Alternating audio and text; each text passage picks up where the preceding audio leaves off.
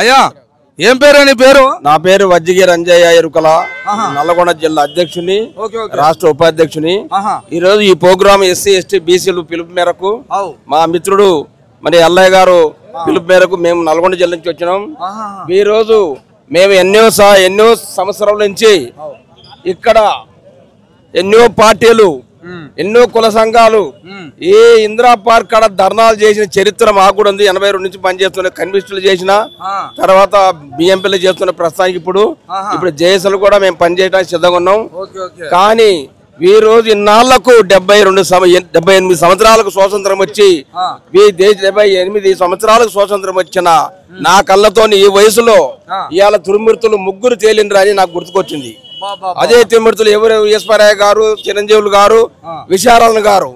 ఈ ముగ్గురు నమ్మకంగా మేము చెప్తున్నాం, ఖచ్చితంగా ఈ దేశానికి రాష్ట్రానికి చెమటలు పట్టిస్తారు.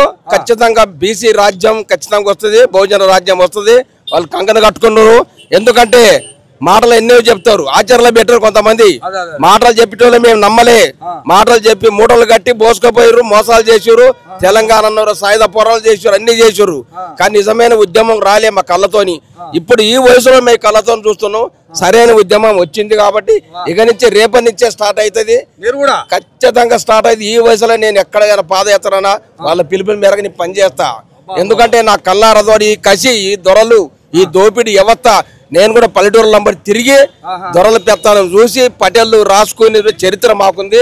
మా సంఘంలో కళాకారులు కూడా గద్దరుతోని క్యాషాలు కూడా తయారు చేసిన మా సంఘంలో 5-6 పాటలు రాసి నేను కూడా చాలా చరిత్ర ఉంది మాకు. కానీ విశారాధన మహారాజు గారు బయటికి వెళ్ళిన తర్వాత ఇవాళ గుండెల్లో బూగులు పుట్టింది దొరలకు.